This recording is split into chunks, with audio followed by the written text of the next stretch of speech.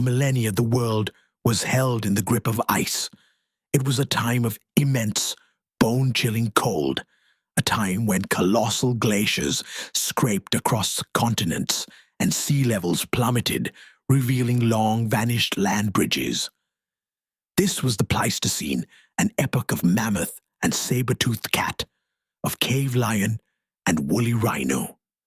Our ancestors lived on the edge, small bands of hunters, moving with the herds, their lives a constant struggle against the unforgiving elements and the formidable megafauna that roamed the globe. But nothing lasts forever. Around 11,700 years ago, a shift began. Subtle at first, but with a momentum that would reshape the entire planet. The Earth's temperatures began to rise, slowly but surely, across every continent. The great glaciers of the Ice Age, which had trapped immense quantities of water, began to recede and melt. The flood was gradual, a process that stretched over thousands of years, but the result was cataclysmic. Sea levels rose by more than 400 feet, swallowing the land bridges that had once connected continents and forever changing the geography of the world. This was the dawn of a new age, the Holocene epoch. The change in climate wasn't just about rising waters. It was a fundamental transformation of the world's ecosystems. The vast, continuous mammoth steppe, a cold and dry grassland that had stretched from Spain to China, began to disappear. The steppes gave way to lush, dense forests, both deciduous and coniferous, depending on the region. This change was a death knell for many of the great beasts of the Ice Age, animals like the Irish elk and the woolly mammoth who were too specialized to cope with a wetter, hotter world. While climate change certainly played a role in the disappearance of the megafauna, humanity's own influence cannot be ignored. As our ancestors spread across the globe, from the Americas to Australia, they became a new, dominant force. There is extensive evidence that early humans hunted many of these massive creatures, and in some cases, species disappeared shortly after humans arrived in their native habitats. The Holocene would see the final act of this grand drama. In North America, animals like the enormous Shasta, ground sloth, and the stag moose, two species that had survived the initial ice melt, were hunted to extinction by the first human communities. In Eurasia, the last mainland mammoths vanished, and the final populations clung to existence on remote Wrangel Island until just 4,000 years ago, weakened by inbreeding and isolated by the rising seas. The disappearance of the megafauna, coupled with the changing climate, forced humanity to adapt once more. For the most part, our species remained hunter-gatherers, relying on their atlatls and sharp stone-tipped spears to hunt the hoofed mammals, bison, deer, and horses that now populated the landscapes. The plants they ate, berries, roots, and wild grains, still grew on their own. But a monumental shift was on the horizon, one that would redefine what it meant to be human.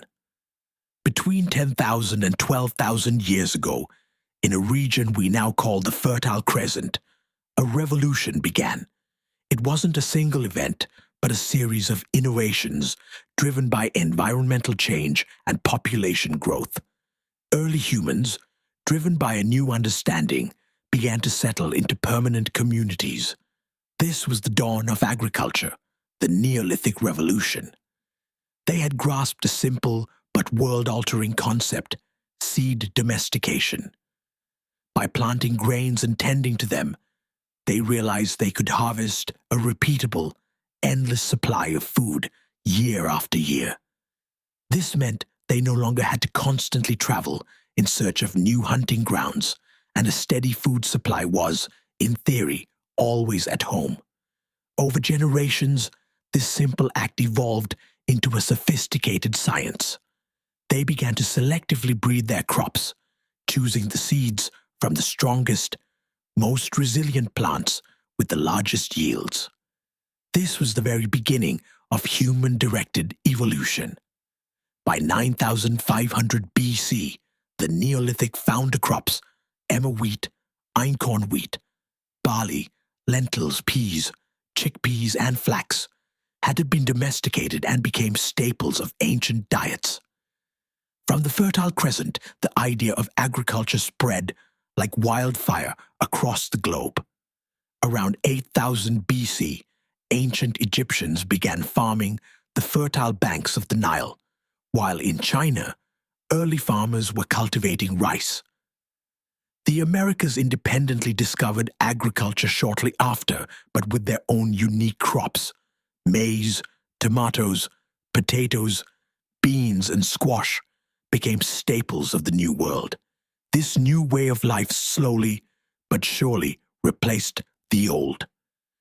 Hunter-gatherer populations dwindled, with only the most isolated communities remaining, some of whom still live that way today. Farming was more than just a new way to get food. It was the foundation of a new society. A reliable food source meant a larger population could be supported in a single location, and with more people came more safety and the potential for technological innovation. But it wasn't just plants that were brought under human control during this time. Animals too were domesticated for meat, milk, labor, and companionship. The dog had already been a loyal companion for millennia, descended from the grey wolf of the Pleistocene. But now a new chapter in animal husbandry began. By drawing animals close to their settlements, providing them with food and water, humans made them dependent, bringing them into their command. The domestication of the sheep and the goat was one of the earliest advancements, providing a steady supply of meat, milk, and in the case of sheep, wool for warmer clothing.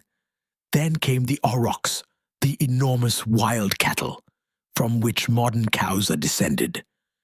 The aurochs were not only a source of meat and milk, but would eventually be harnessed to pull plows and carts, significantly reducing the manual labor needed for farming. Pigs descended from wild boars were domesticated around 8500 BC, adding another source of meat.